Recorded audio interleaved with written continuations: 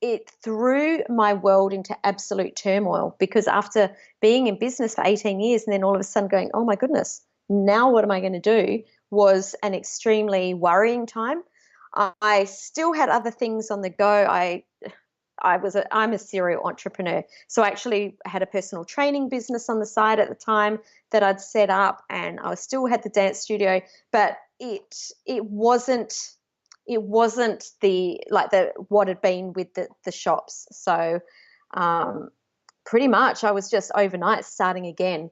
And it was a scary time because I didn't really know what it was that I wanted to do, or not. I didn't know how to move forward. And I didn't know how to move forward because I don't know, for anyone that's listening that's been in a long-term relationship and you walk away, you actually, for me, I didn't really know who I was on my own, because for 20 years I'd been a couple. I hadn't been me, just me, to look after just me. So it was a very, very scary time, and it sent me into a dark, dark depression for a little while. That is Samantha Riley this week on the Do It For Yourself podcast.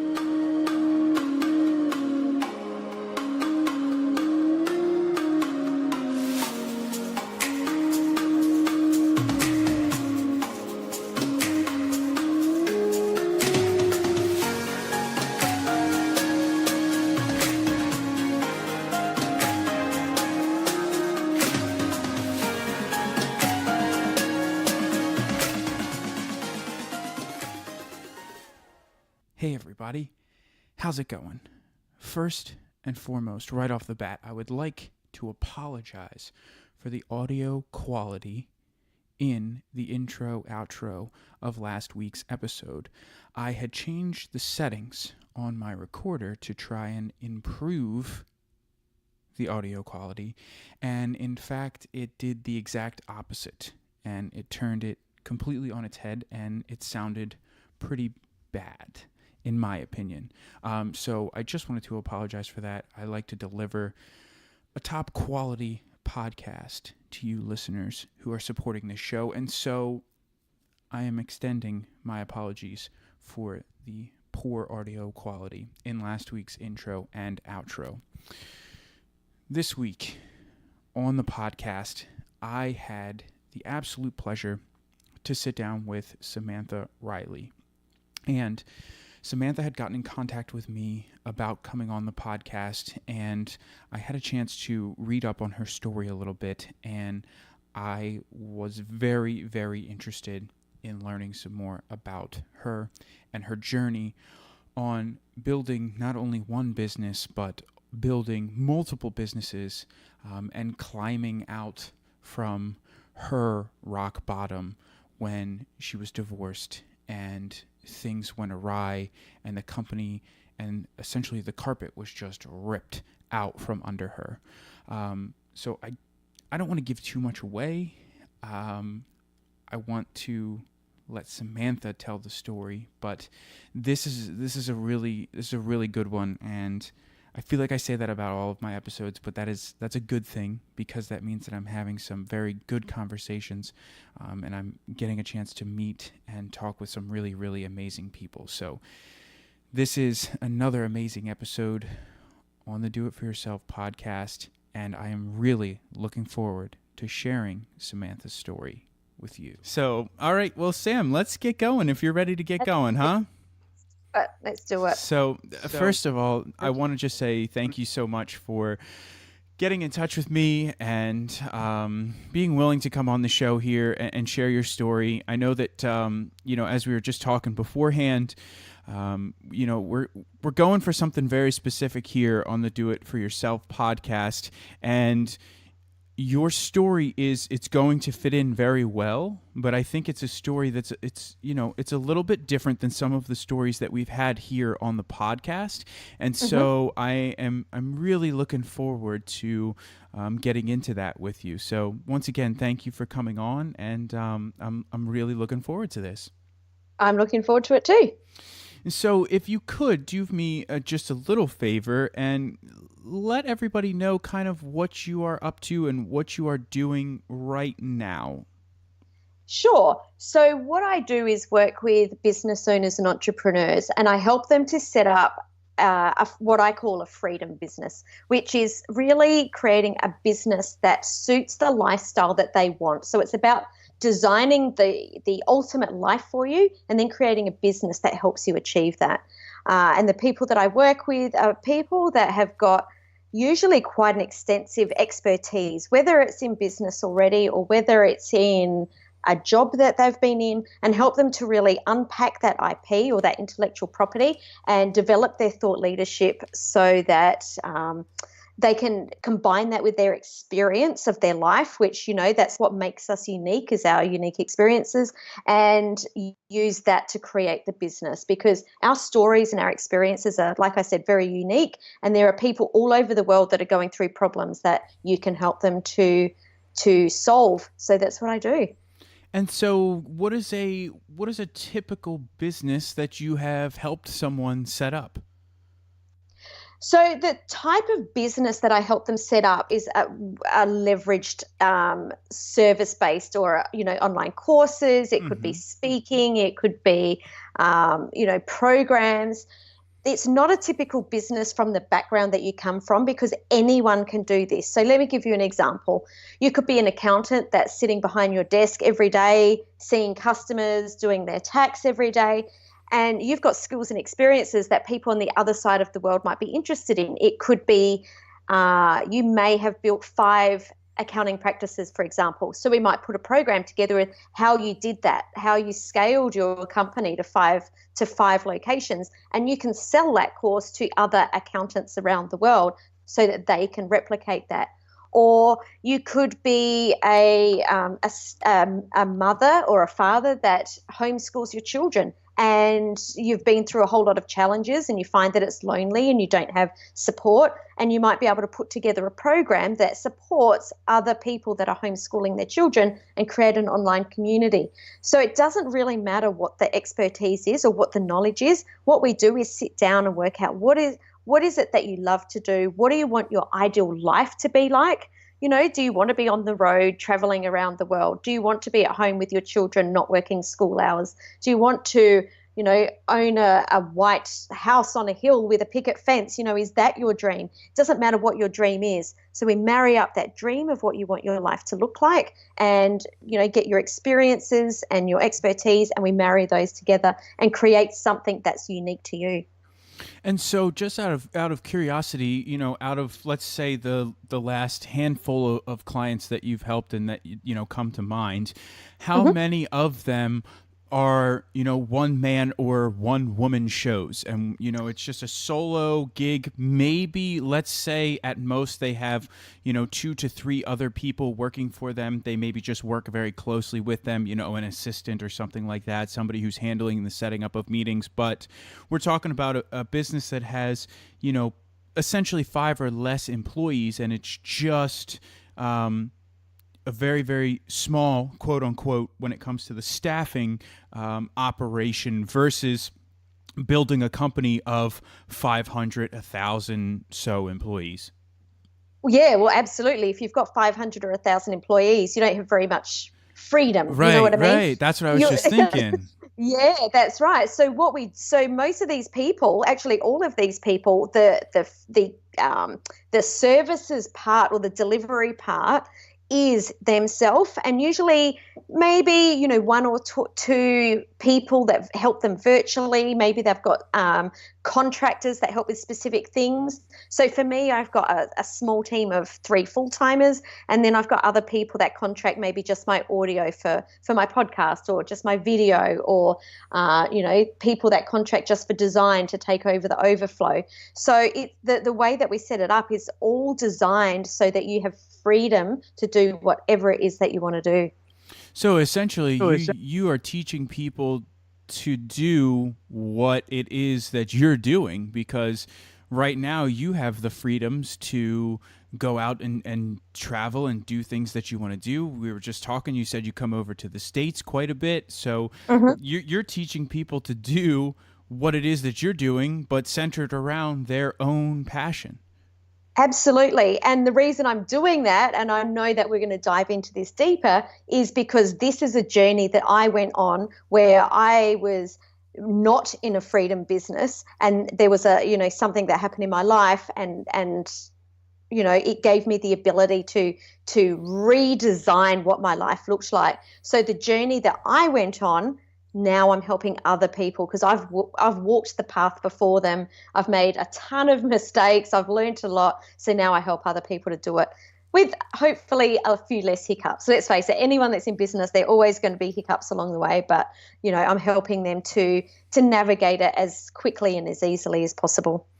Yeah, so actually, that's what I was going to say. This isn't the first business that you've built. You've actually, built and grown quite a few. So, talk to me about some of the other businesses that you had started and kind of, what you were doing in your early days of business. And had you gone to university, or did you come straight out of school and, get into business? Yeah, so I actually didn't go to university and I didn't even finish high school. I don't know what you call that in the States. I don't think you call it high school. No, I'm we not do. sure what. We Oh, do you do? Okay. like secondary after, basically here it's like the ninth through the 12th grade, but the only difference is we call it college instead of university for the most part. Got it. So I left school halfway through my year 11. Okay. And at that time, I went into a job, which I actually really enjoyed. I went into a job in real estate. I quickly I got a government job very quickly, which was quite unheard of for someone my age, because normally people that work in government are a little bit older. And my life at the time was a little bit different. I got married at 17, and by the time I was 18, I had two children. So I was working this government job with two little ones at home. I had a husband at the time that was working shift work. So life in our house was chaotic and exhausting. And I had this moment where I was at work and I looked around, and everyone that I worked with, they were lovely, lovely people. Don't get me wrong. They were all lovely people, but they were all like the age of my parents. They'd been there working in this government department their whole entire life, and no one was smiling. And it was just like this light flicked in my head, and I thought, oh my goodness, if I stay here, this is what my future looks like. So at 20, I opened my very first business, and I opened it on the side because I think it's really quite silly to go into a business full time if you don't know whether it's going to work or not. I had a mortgage to pay. I had children at home, so I couldn't just leave work. So I started a dance studio on the side because that was my background. I danced my whole entire life. And I opened up this dance studio, and within a couple of months, I realized that there was actually a gap in the market for retail stores that sold dance uniforms. So my students were unable to get their uniforms locally. They had to travel into the city, and the parents of the students were all busy workers as well. The parents would get home from work and they were tired. They didn't want to drive into the city to get uniforms for their children. So within 6 months, we opened up a dancewear store, and that's when I left my job, and that's what I did with my now ex-husband for 18 years, was ran a dance studio, and we ended up with 2 retail stores in the end. So we grew it to quite a large business. And I think that there's actually a question that I want to ask you, but first I just wanted to make a point there that the one thing that I noticed first was that even at a young age, you knew that you couldn't leave your job, excuse me, until you were making enough on the side to supplement the income from your 9 to 5 regular job. And I think that that's very important, but I think that that's also very interesting that at a young age you realized that, because there's people who start businesses when they're in their 30s and their 40s and beyond, and they throw caution to the wind, and you're like, you know what, I'm just going to go for it. Everybody always says go for it.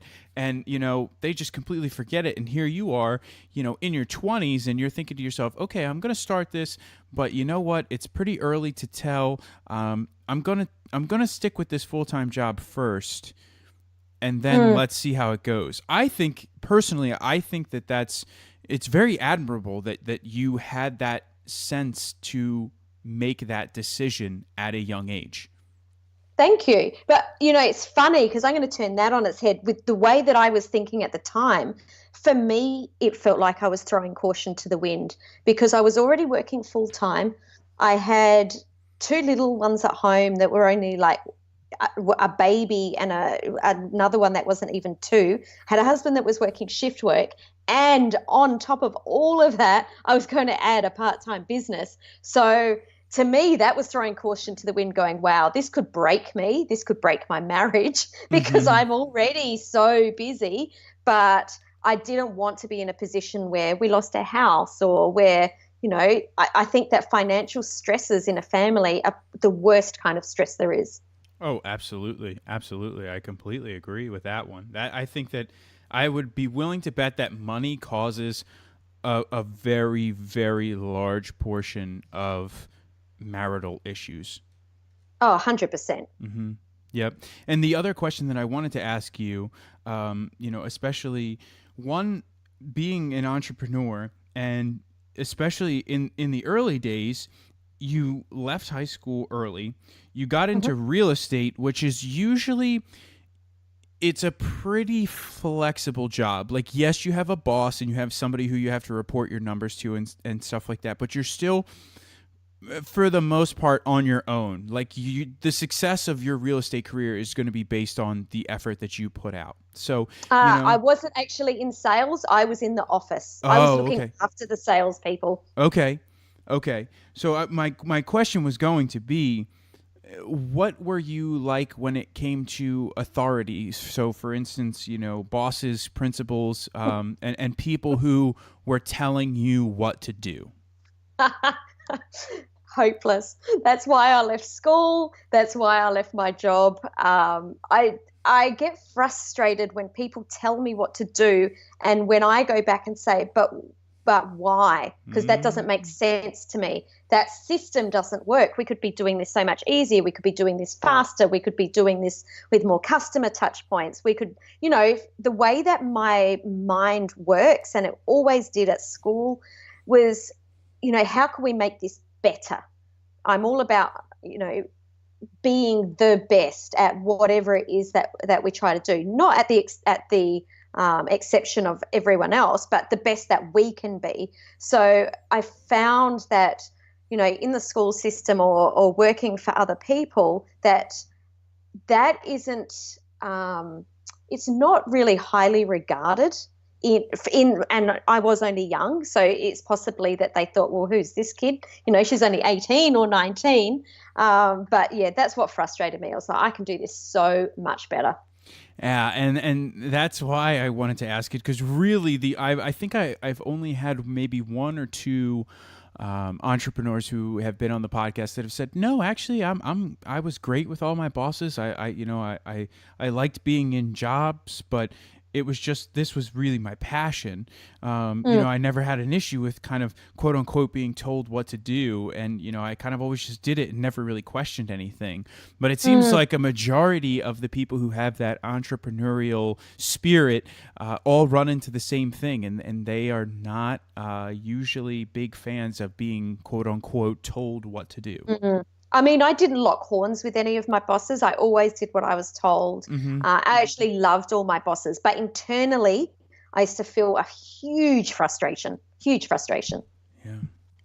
And so you, I want to go back to your business that you had then built. So when was it that you decided to leave your government job? How long were you in business with your dance studio and then also your retail space before you left the government position?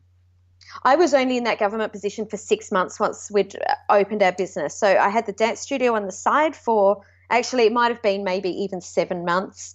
Once we opened up the store, I had to leave the job because that's when I really had to jump all in, because I was in the shop all during the day and then I would teach at night and on Saturdays. So at that point, there was no way I could have a job. So we made the decision, let's go all in. My husband kept his job at the time, which he only kept for a couple of years until the businesses were making enough money for him to leave. But yeah, once we had opened the second business, I had to leave and jump all in. And you did jump all in, and things started to go very well. And this business itself, this business turned into a seven figure business while you were in your mid to late 20s. Yeah, I think by the time I was 26, we'd managed to take it to seven figures, and then it grew from there. So it was a lot of work. We put a lot of blood, sweat, and tears in there, but it paid off for us, and it got to the point where I think when I was about 37, I was actually had the ability, and I didn't, but I had the ability to retire because I had all of my staff running all of the businesses, and I used to stay at home with the kids, and I would just go into the businesses for a few hours every week just to make sure that everything was ticking along, and make sure that everything looked good. But I didn't actually need to be there. I had all my businesses, had managers in all of those businesses. So, we're done very, very well. And was it difficult for you to step away a little bit and allow those people to manage, after this was something that you had put so much passion into? Or did you know that you had the right people in place, and you had worked for quite some time at it, that now was a point where you could kind of take a step back? That's such a good question, because that question actually is in different times. So when we had just the one shop and we had the dance studio, we got to a place where we were able to hire enough staff that I could take a day off. So up until this point, I hadn't taken a day off for, I don't know, maybe 3 or 4 years. And once I was able to take a day off and there was a staff person covering my shift, I still used to go into work because I was so nervous that they wouldn't get it right, or they weren't as good as me, or whatever it is. So it took a little bit of time for them to actually say, actually, you're annoying us, Sam. Can you just stay home? So it had already been there. Once we got to a point where I didn't have to go into the stores every day, they were already running smoothly. They were running beautifully. Those managers had been in place for quite a while, and I knew that it was okay to step out. So that time where I was unwilling to let go, or found it really difficult to let go, happened a lot earlier. So by the time that I was able to just step away, it was all good.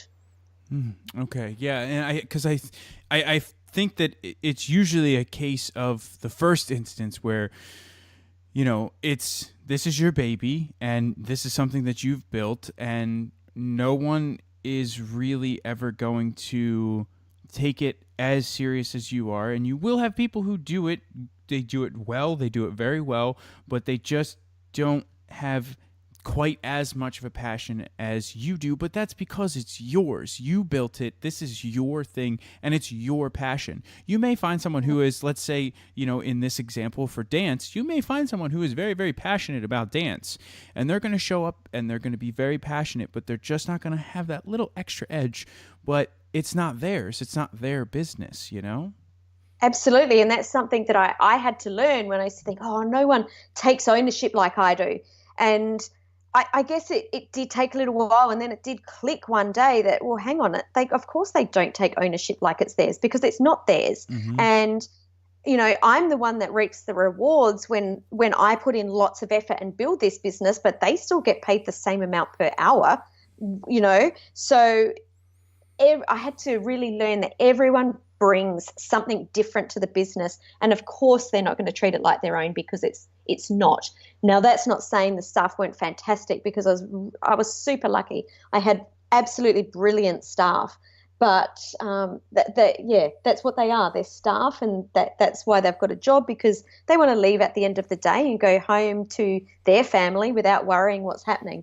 So it's very, very different. And so now and you kind of alluded to it there, that you did have enough money and enough, of everything kind of set in place that you could, quote unquote, retire. Now the businesses would obviously still be making money, but you Mm-hmm. could step away and almost retire. Mm-hmm. But you didn't, and things kind of started to take a different turn. So Talk to Yeah. me a little bit about what started to happen with this particular business, and how things started to change for you. Okay, so it wasn't a slow change, it was an overnight change. So I'm just going to say that right up front. My husband and I were in business at the time, and things hadn't been going well for a while, but I guess I hadn't really looked into the future and actually thought, oh, we might actually separate. And one night, and it happened very quickly, we just decided, bang, that's the end, relationship over. And we'd been married for 20 years, and we decided to call it quits. And at that time, it still hadn't occurred to me that something would happen to the businesses. I just thought that we would continue to run these businesses together. Within a week, my ex-husband came to me and said, okay, here's some paperwork I need you to sign. This is so that, you can do this and I can do that. And I was pretty overwhelmed at the time, and I just signed it. I hadn't really realized what was happening, but what I did has just signed the businesses over to him. So I had kept the house and he had taken the businesses. And it didn't occur to me that once they were signed, there was no more money coming into my bank account from that moment in time. I didn't even I had nothing at all, not even to buy a carton of milk. So it threw my world into absolute turmoil, because after being in business for 18 years and then all of a sudden going, oh my goodness, now what am I going to do, was an extremely worrying time. I still had other things on the go. I'm a serial entrepreneur. So I actually had a personal training business on the side at the time that I'd set up, and I still had the dance studio, but it wasn't the what had been with the shops. So pretty much I was just overnight starting again, and it was a scary time because I didn't really know what it was that I wanted to do, or not. I didn't know how to move forward, and I didn't know how to move forward because I don't know, for anyone that's listening that's been in a long-term relationship and you walk away, you actually, for me, I didn't really know who I was on my own, because for 20 years I'd been a couple. I hadn't been me, just me, to look after just me. So it was a very, very scary time, and it sent me into a dark, dark depression for a little while. And so, was there anything that you could do after the fact? I mean, I know that once the papers are signed, they're signed, but at the same time, was everything clearly explained to you? Did you know exactly what you were signing when you did sign it, or were there any like repercussions that you could take, or any legal actions that you could take to say like, hey, wait a minute, he came to me and explained it as this, but that's not exactly how it is, or was it, well, you should Mm. have read it. This is now your fault. Sorry about your luck. Yeah, well, definitely. I certainly, it's probably one of the biggest lessons I've learned in my life, to take more responsibility and understanding everything. That was totally my wrongdoing of just going, yeah, just sign it because I've been told to. So I've learned a massive lesson from that. Yes, I could have done something legally, and there were a couple of people, and I don't want to talk about that in public, but there were a couple of people that were certainly had put me, through business channels into offices and gone, you really, really need to speak to a lawyer because you've been really wrong done by, and this isn't right. But at that point, I was just like, oh, for goodness sakes, this is just so horrible. Can we just like put it behind me so I can move on? Um, I'm so glad that I have now, and I've come out the other side, because even though it was awful, it's just like, okay, lesson learned, move on. And I think that so many people get caught up in their backstories and stories of what has happened, that it actually controls them and their life for such a long time. And by me walking away from it, what I walked away with was lessons, personal lessons on responsibility, and I could just start again. I didn't have to be confined to that story anymore. So talk to me then about this depression, and what it was like starting again. What was your first step that you took? How did you kind of put one foot in front of the other. You had the experience, you knew how to build a business, but your passion was dance, and you essentially just signed that over and gave it away to somebody else. And I mean, I hate to assume, but I would have to say that after this, you probably did not want to go back down that avenue again. So yeah, you assume correctly. yeah. Where did you go from here? Yeah. So, and again, this happened over a couple of years. I'm a very positive person. At the time, no one would have known what I was going through, because it was like, get up, put a smile on your face, get out there, do what you need to do. My personal training clients were like, wow, Sam's so inspirational. She's so motivational. And then I would go home and just put myself in a dark room and just think, oh, I can't believe I've got to do this all again tomorrow. So I did this for about a year before I decided, nah, can't do this anymore. I need to start fresh. So I actually moved to a different city. I just made a decision one morning in about 30 minutes. I just went, don't want to be here, made the decision, decided to pack everything up, and within 3 weeks was in a different city. I don't know miles because I'm in Australia, but, it's nearly 2,000 kilometres away. So it's an hour and a half flight. Just wound up here in Sydney and spent probably a year lost, no purpose. I didn't know my purpose. I was sleeping in. I didn't want to get out of bed. I was really struggling with life. I was struggling to make decisions. And I was with a friend one day, and we were at a business mastermind, and she asked a question that was actually my wake-up call and changed everything. And she just said to me, if you were a fly on the wall at your own funeral, what would other people be saying that you achieved in your life? And it was like this, as I was writing, it was like this moment where I thought, I haven't been put on this earth to have other people saying she did nothing with her life. And it was absolutely that point, and I can still remember that day so clearly, where I went, something's got to change. I'm here for a reason. I've been given life for a reason. I'm on the planet at this time with all of this technology at our disposal. I've got a smartphone in my hand that I can connect with people all around the world. I have to think with this. I'm here to make a difference, to make an impact. And that was the absolute time that I started changing things. And, you don't get from zero to hero overnight. For me at that point, it was just like, well, far out. I've got nothing. I don't know what I'm doing. So it was just about asking myself, okay, so I don't know where I'm going yet. I don't know how to get there, but what is the next step that I could take? And that's just how I started to come out of it. It's just, what's the next step? So that I wasn't overwhelming myself and shaming myself because I couldn't answer the question. And that's when I started to think, okay, I've got this opportunity to rewrite my life in any way I choose. So I started to think about I tapped into my values. What is important to me? What are my core values? And my core values are freedom. And my core values are love. I love to be around family and friends and have deep relationships with people. I love business.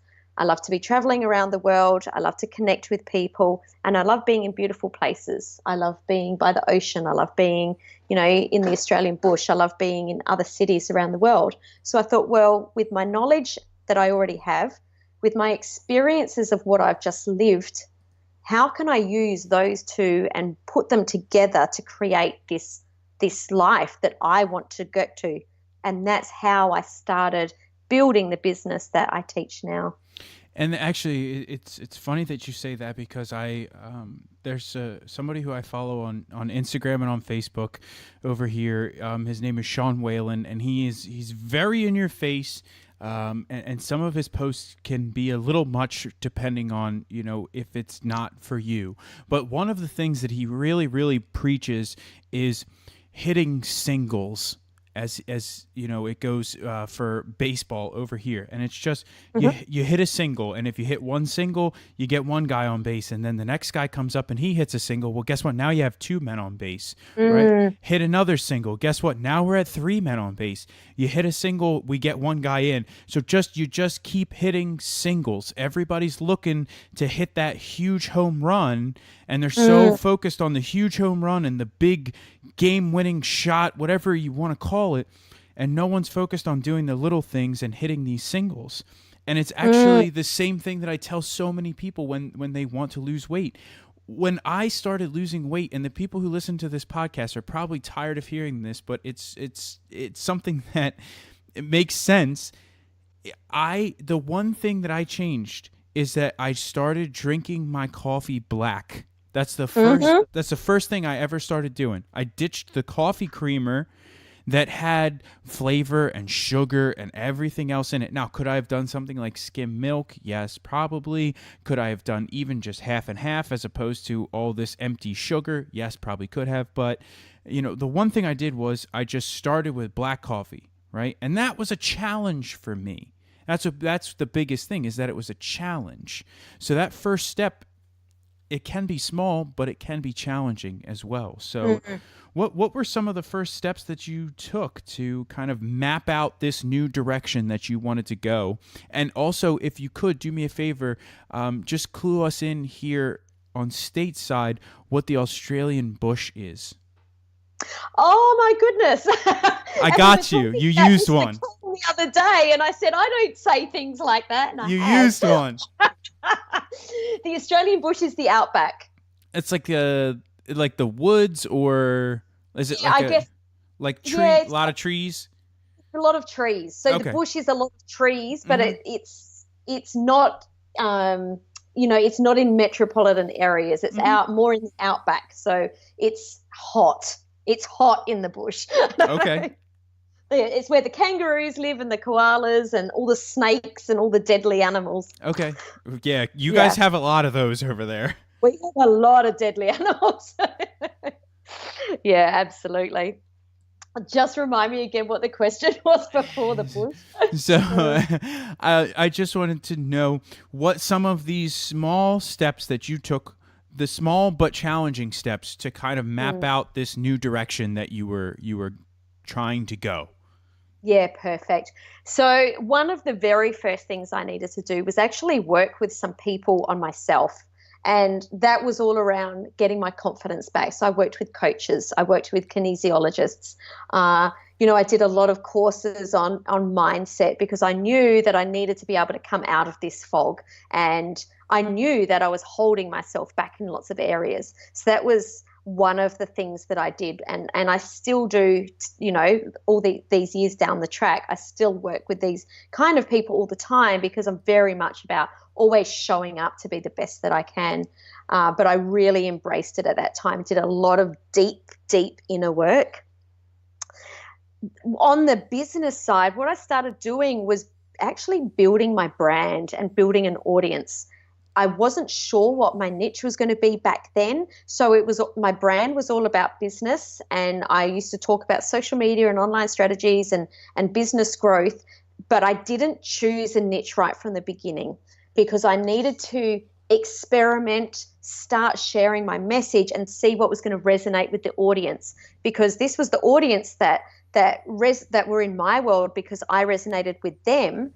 So I had to deliver the information that they were looking for. There was no point me delivering a message that didn't resonate with them, because these are the people in my world. So I was building my social media platforms, my LinkedIn, my Facebook. I was, listening to them and building online collateral that helped them solve the problems that they had. I started putting my name out there to get speaking gigs. And right at the beginning, they were little. I would go to little networking events or little industry events, and I would just reach out to people and say, hey, look, do you want a free speaker for the night? Are you looking for someone? I can come and speak on business growth. And I used all of these little experiences to start getting my IP clear on what my zone of genius was and exactly how I was going to weave it together to find my niche. Um, and, a lot of people talk about finding your niche straight away. And let me say, I'm very much, and what I teach is that you do need to have a very clear niche. But at the beginning, experiment a little. Don't be ashamed to just put yourself out there and try all sorts of different things, because you don't know what your audience wants, and you also don't know if it's going to be something that lights you up. It's really important that whatever you land in, whatever you end up doing, is something that you can foresee yourself doing, day in, day out, morning, noon, night, even all through the night sometimes, for many years. So it's got to be something that you really, really love. And so in this time when you started taking these small steps and you started building new business, new avenues to go down, I should say, from looking back, so at this point in time versus, when you were very confused and depressed and just coming off of this, fresh move, was there anything that you quit doing that helped you become successful or helped you go down this path a little bit more? What I did was actually pivoted my business quite a lot and a few times. And I think that people get so caught up on not quitting, like, I don't want to quit this, I've got to see it through to the end, that they're not seeing the signs of this isn't working, we need to try something else. So I first started coaching startup business owners. Then I went into coaching social media. Then I was going into, I coached for a while in e-commerce.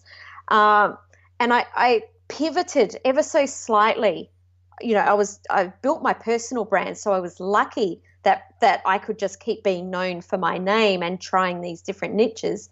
But I didn't quit being in business, but what I quit was, this route isn't working. This path that I'm on, this road that I'm on isn't working. I need to change lanes, or I need to take a right turn. I need to detour.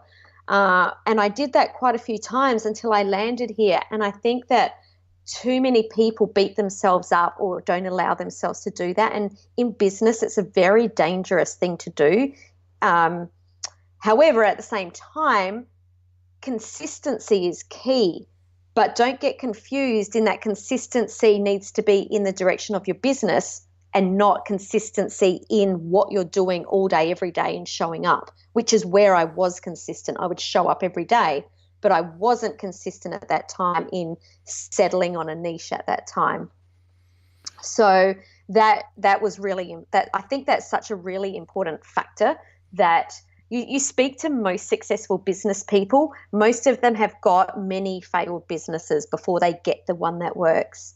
And I was very lucky that my first two businesses were successful right off the bat, but then I had a couple of businesses that didn't work so well. But that's okay, because that's where the learnings come from to be able to go on and be successful in whatever the next thing is. And so you just mentioned it there. You mentioned that you've had some learnings. You mentioned it earlier when we were talking about you losing everything, and you came out with lots of life lessons. Can you give me your top 1 to 3 big lessons that you've learned that are applicable across the board, no matter what it is that you're going through? I think number 1 is that responsibility begins and ends with you, or, as us. Things happen to us in life that we do not have control over.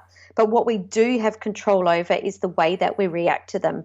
And I mean, that would be my number 1 biggest lesson, is that until we take responsibility for our own reactions and the way forward, is that we're always caught up in a story that holds us back, and we can never move forward to be and to achieve what it is that we want to achieve in life. So that would be the number 1 biggest lesson. Second lesson is, and again, it's on that personal responsibility, is to not allow other people to completely take over a part of your life.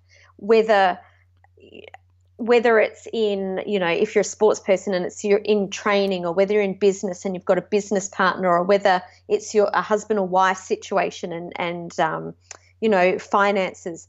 Don't ever let someone absolutely take over that part of your life and give them 100% authority to tell you what to do, or to take over what's happening.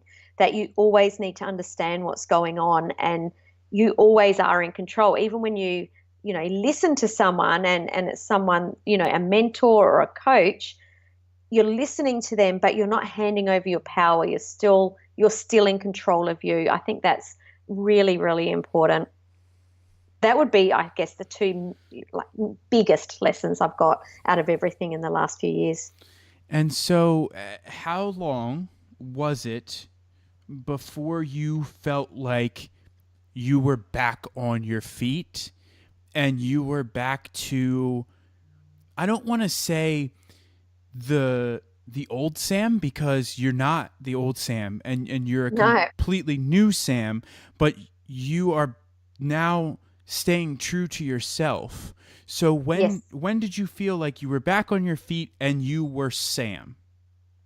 It's happened over the course of many years, but I would say probably around 2015. It was only just quite recently, and all of the work that I'd done just started to fall into place. All these people that I'd been working with, everything just started to fall into place.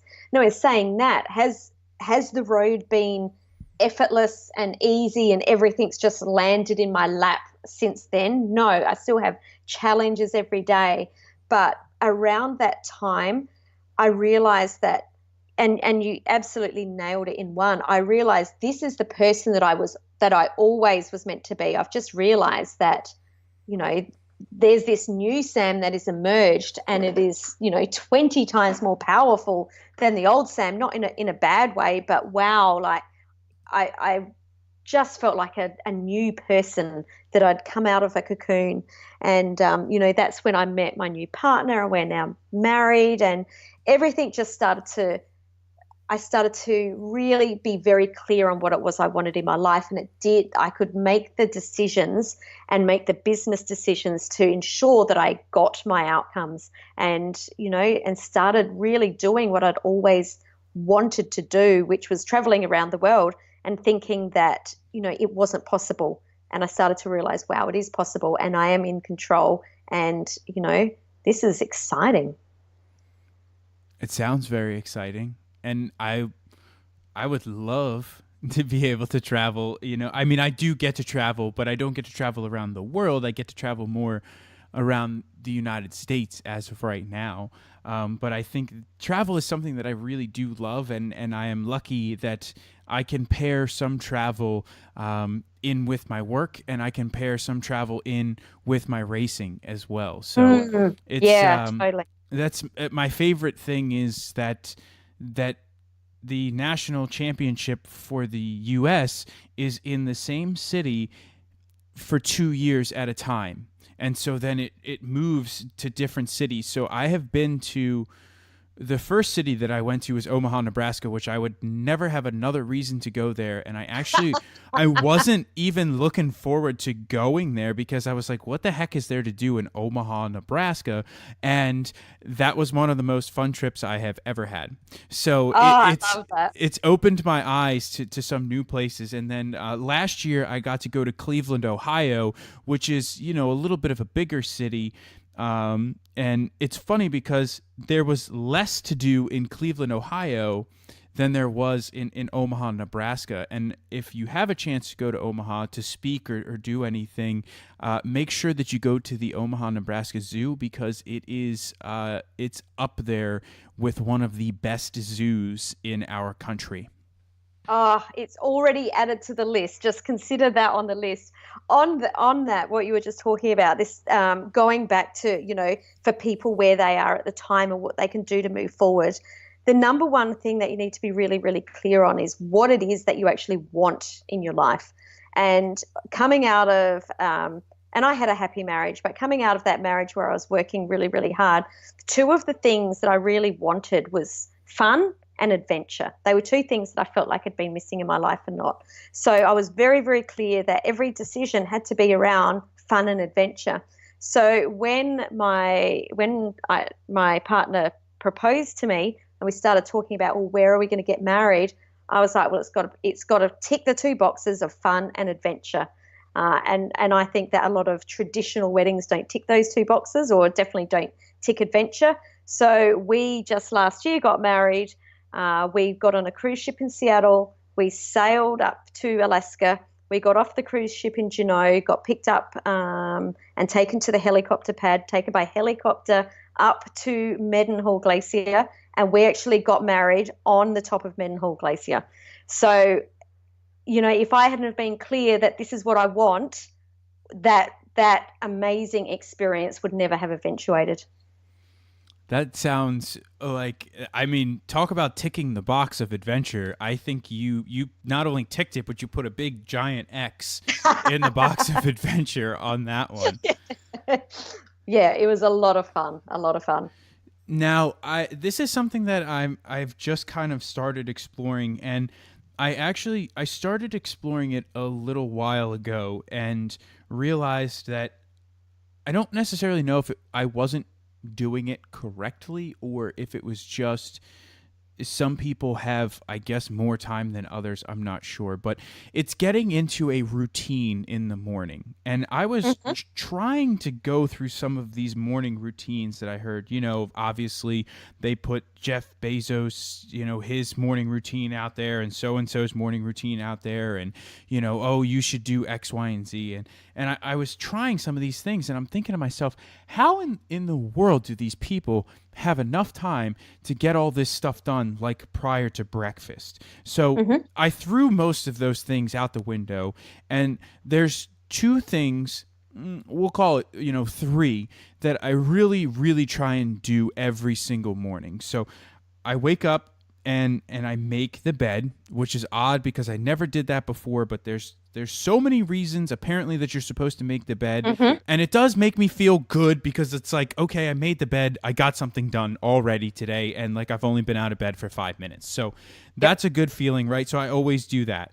The next thing that I usually do after brushing my teeth is I lay flat on the floor, my back is against the floor. I put one hand on my stomach, like on my belly button, and I take 10 focused deep breaths.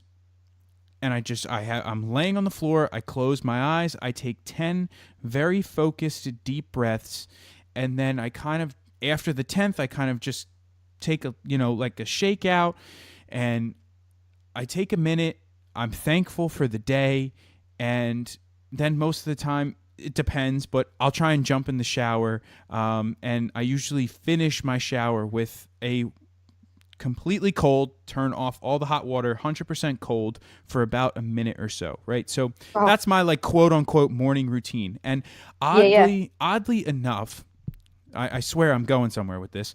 Oddly enough, I have noticed that my anxiety around the rest of the day is significantly decreased when I do those very, very simple tasks in the morning. And so my question for you is, do you have like a particular routine that you go through, or something that you suggest to your clients to go through in the morning to just set themselves up to have a great day?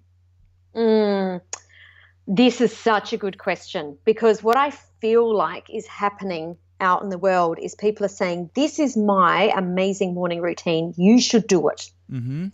And I am going to tell you my morning routine because I definitely have one. I had an interesting conversation with one of my clients about 6 months ago, and he says, oh my goodness, I could never do your morning routine. He said, I tried it, but if I don't sleep in and get up at he gets up at like 9:30 or 10 o'clock in the morning, he's like, I'm a mess in the day. I get up then, but I work late at night. So he has discovered that he works better when he starts later. I'm up at 5. So, and he's just like, I can't function in doing what you do. So first up, I think that you need to find a morning routine that works for you. And, if my morning routine works for you, great. But if not, don't worry about it. So The first thing is that I wake up with the sun. I don't close my bedroom blinds, and I haven't done for about 10 years. I read that Richard Branson didn't, and I thought, oh, I'll give it a go, and have never shut my blinds since, because you're waking up gradually with the sun, which I think is just so a much nicer way to wake up than, with an alarm and in a dark room, and it's just nicer. And like you, I make the bed. I hadn't even thought of that as being part of my routine until you said it. I always make my bed straight away. And then I go for a walk. So I do 10,000 steps before breakfast. I'll either go with my husband and we'll chat. It's just a lot of times we'll actually just walk, and it's just about centering for the day. You're starting to think through what's happening in the day, or just allowing thoughts to come in and out. Or I'll listen to a podcast. I'm a massive podcast junkie. And then we come home, we have breakfast together, and then the very next thing I do is get on the computer. All my team are virtual, and I set them up for the day, because if I don't go into my day if I go into my day thinking about everyone else, I can't concentrate on what I'm doing. So I set them up, make sure that they've got all their tasks, and then I get into my day. That's what I do. I know about a year ago, my morning routine was very different, in that after I would go for my walk, I would actually listen to an audio, like a clearing. It was like an emotional clearing or an abundance audio every morning.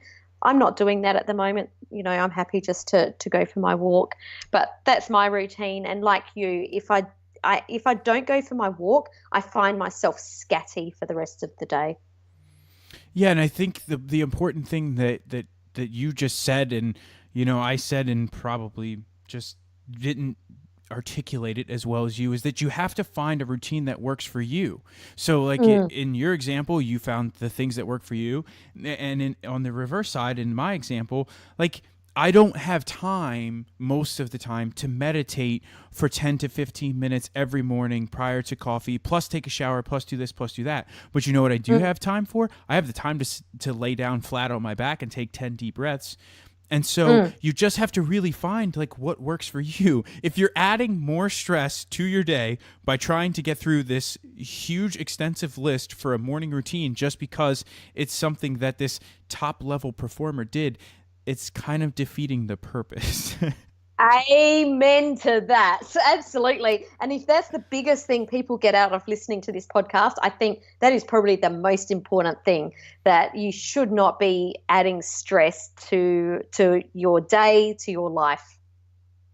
Agreed. Well, Sam, I just wanted to take a minute again to say thank you so much for coming on the podcast and having this wonderful conversation with me. If you could, please let me and the listeners know the best way to get in touch with you, whether it be on socials, Instagram, Facebook, Twitter, or if, whatever it is. Yeah, sure. The easiest way to find me is via my website, which is samanthariley.global. All of my social media handles are on there, so you don't need to bother looking me up on Facebook, on Insta, on LinkedIn. They're all on my website. They're easy to see. And yeah, definitely reach out and say hi. I like to connect and have a personal conversation with people that have heard our conversations, because we've sat here having a chat, but I know other people are listening, and it's great to include them in the conversation too. So definitely reach out and say hi. I'd love to meet you. Absolutely. Well, I don't know what part of the state you usually come to, but if you come over towards the East Coast at all, please be sure to let me know. Well, I'll definitely be there in September, because I have a speaking gig over there. So let's hook that up. Okay. All right. Well, Sam, thank you so much. Thanks, Ian. Mm-hmm. All right, my friends, that is my interview with Samantha Riley.